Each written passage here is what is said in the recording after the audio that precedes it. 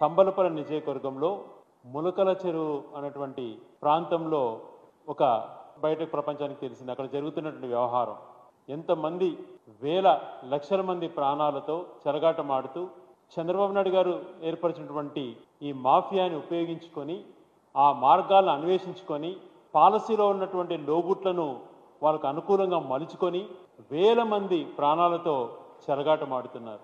ఎంతో రిస్క్తో కూడుకున్నటువంటి ఇబ్బందికరమైనటువంటి పరిస్థితులను కూడా గమనించుకోకుండా ఆదాయం అన్నటువంటిది ముఖ్యంగా భావించుకొని ఇలాగా పెట్టరేగిపోతుండడం చాలా ఆశ్చర్యం కలిగించింది. ఒక డిస్టిలరీ యూనిట్ లాగా మొత్తం మిషనరీ ఏర్పాటు చేసుకొని అక్కడే ఎలాగా మద్యం సరఫరా చేయాలి, ఎలా బెల్ట్ షాపులకు అందించాలి అనేటువంటి ప్రణాళిక రూపొందించుకొని స్టిక్కర్ల దగ్గర నుంచి బాటిల్స్ దగ్గర నుంచి మ్యానుఫ్యాక్చరింగ్లో కల్తీలు ఎలా చేయాలి, బ్రాండ్ ఎలా వేయాలి, లేబులింగ్ ఎలా చేయాలి అనేటువంటిది కూడా అక్కడే చేసుకొని రోజుకు 15,000 కేసులు పైగానే అక్కడి నుంచి సరఫరా అవుతున్నట్టుగా మనకు స్పష్టంగా తెలియవచ్చింది. ఎంత ఘోరం ఇది! 16 నెలల తన పాలనలో గత ప్రభుత్వంలో ఏదో జరిగిపోయింది అన్నటువంటిది మాట్లాడుతూ వచ్చి ఎంతసేపు గత ప్రభుత్వంలో జరిగినటువంటి సంఘటనలను ఏమి జరగకపోయినా ఏదో జరిగిపోయింది అన్నటువంటిది తను మాట్లాడుతూ తన ఉద్దేశం ఏదైతే ఉన్నదో ఈ లిక్కర్ ఎలాగా కల్తీ మద్యాన్ని ఎలా సరఫరా చేయాలన్నటువంటి ప్రణాళిక రూపొందించుకొని దానికి తగ్గట్టుగా ఆ పాలసీలు రూపొందించుకొని ప్రైవేట్ వాళ్ళకు అప్పచెప్పి సిండికేట్ ఏర్పాటు చేసుకొని ఎంత దారుణమైనటువంటి దోపిడీ చేస్తున్నారో ఈ 16 నెలల్లో నిన్న జరిగినటువంటి ఒక పట్టుబడిన ఒక సంఘటనే ఒక ఉదాహరణ. దీనికి సంబంధించి అన్నమయ్య జిల్లాలోనే ఒక కీలక నేత ప్రమేయంతోనే ఇదంతా జరిగిందనేది కూడా స్పష్టమవుతోంది. ఆ కీలక నేత నిన్న గౌరవ ముఖ్యమంత్రి చంద్రబాబు నాయుడు గారి దగ్గర, లోకేష్ దగ్గర కూడా ఉన్నట్టుగా పూర్తిగా సమాచారం అందింది. 16 నెలల నుంచి మాట్లాడారు కదా, అంతకుముందు ఏదో జరిగింది ఆ పాలసీలో, అంతకుముందు ప్రభుత్వం ద్వారా సరఫరా అయ్యేటువంటిది ఆ పాలసీని ఏ రకంగా జవాబుదారుతనం అన్నటువంటిది ఉండేది. అయినా కూడా ఆ పాలసీని తప్పులు పడుతూ లేనిది సృష్టించే విధంగా ప్రవర్తన చేస్తూ అంతకుముందు నిజాయితీ ఆఫీసర్గా పేరు పొందినటువంటి గౌరవ రిటైర్డ్ అయ్యే ధనంజయ రెడ్డి గారిని, కృష్ణమోహన్ రెడ్డి గారిని, వికాట్ కంపెనీకి పనిచేస్తున్నటువంటి గోవిందప్ప గారిని అన్యాయంగా అక్రమంగా అరెస్ట్ చేసి ఏదో జరిగిపోయిందన్నట్టు క్రియేట్ చేయాలని ప్రయత్నం చేశారు.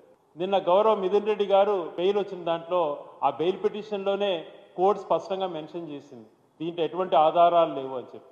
కేవలం మభ్యపెట్టుకోవడం కోసం వాళ్ళు క్రియేట్ చేసుకున్న వ్యవస్థలతో వాళ్ళు దోచుకోవడం కోసం గత ప్రభుత్వాన్ని తప్పులు పడుతూ ఇప్పుడు వాళ్ళ ప్రజల ప్రాణాలతో చెలగాటమాడుతూ వాళ్ళు జోబులు నింపుకుంటున్నారు.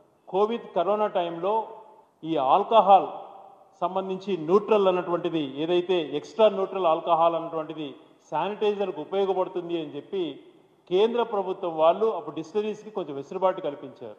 దాన్ని తిరిగి రద్దు చేయకుండా అది కొనసాగుతుండడం వలన దాన్ని విచ్చలవిడితనంగా చంద్రబాబు నాయుడు గారు ఆ స్పిరిట్ని వాడుకుంటూ దోచుకునేటువంటి ప్రయత్నం చేస్తున్నారు. 2 చేతుల్లో మందు బాటిళ్లు పట్టుకొని ప్రజల సమీక్షంలో బహిరంగ సభలలో ప్రజల ముందర 2 బాటిళ్లు పైకెత్తి తమ్ముళ్ళు మీకు మందు సరఫరా చేస్తా అన్నాడు. నాణ్యతమైన మందును సరఫరా చేస్తానని మాట్లాడాడు. ఇదే ఆయన చేసిన నాణ్యతమైనటువంటిది? ఒక చోట ఒక పబ్లిక్ ప్లేస్లో అక్కడే గోడౌన్లలో దొంగగా ఒక వ్యవస్థను క్రియేట్ చేసుకొని అక్కడే డిస్టిలరీస్ టైప్లో మిషనరీస్ పెట్టి స్పిరిట్ తెచ్చుకొని కలుపుతూ అక్కడి నుంచే బెల్ట్ షాపులకు సప్లై చేయడమా మీరు ఇచ్చేటువంటి నాణ్యతమైనటువంటి మందు? దానికి మళ్ళీ 99 రూపాయల లేబుల్ ఒకటి, అవి కూడా వాళ్ళే తయారు చేసుకుంటున్నారు. ఇంత విచ్చిరోడితనం ఎప్పుడన్నా జరిగి ఉంటుందా? దాదాపుగా 1000 మార్టులకు పర్మిషన్ ఇస్తున్నావు, 1000 బెల్ట్ షాపులతో పాటు మన పర్మిట్ రూములు, ఈ పర్మిట్ రూములకు బెల్ట్ షాపులకు అంతా కూడా ఈ కల్తీ మద్యమే సరఫరా. ఇంకా ప్రజల ప్రాణాల గురించి ఏమి అతను ఆలోచన చేస్తాడు? వాళ్ళ జోబులు నిండాలా? ఎలాగైతే దోపిడీ చేసుకొని జోబులు నిండాలన్నటువంటి ప్రయత్నంలో భాగంగానే ఈ అక్రమాలు చేస్తున్నారు. దాదాపుగా 4,26,00,000 కేసుల IML గత సంవత్సరంలో వాళ్ళు ప్రజలకు ఇచ్చారు. అందులో 70% క్వార్టర్ బాటిల్, దాదాపుగా 143 కోట్ల కేసులు కల్తీ మద్యాన్ని సరఫరా చేస్తున్నారు. గవర్నమెంట్ సప్లై చేసేటువంటి 3 క్వార్టర్ బాటిల్లో ఒకటి కల్తీ మద్యంగా ఉన్నట్టు అధికారులే స్పష్టం చేశారు. నిన్నగాక మొన్న NCBR రిపోర్టు కేంద్ర ప్రభుత్వం నుంచి వచ్చింది. ఒక్క లిక్కర్ డెత్ కూడా ఆంధ్రప్రదేశ్లో లేదు గత సంవత్సరాలలో అని చెప్పి ఆ రిపోర్ట్లో పొందుపరిచింది, ఆ రిపోర్ట్లో తెలియజేసింది. అయినా మీ బురదల కార్యక్రమం ఆపలేదు.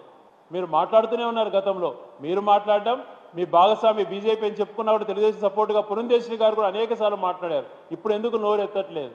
ఇన్ని ఒక కళ్ళకు మన సాక్ష్యాలతో సహా బయటపడుతున్నాయి. ఏ రకంగా స్పిరిట్ తెచ్చుకుంటున్నారు, ఏ రకంగా ఆ స్పిరిట్ని ఆ కల్తీ మద్యంలో కలిపి ఎలాగా బెల్ట్ షాపులకు సప్లై చేస్తున్నారు, ఆధారాలతో సహా కూడా చూపించాం.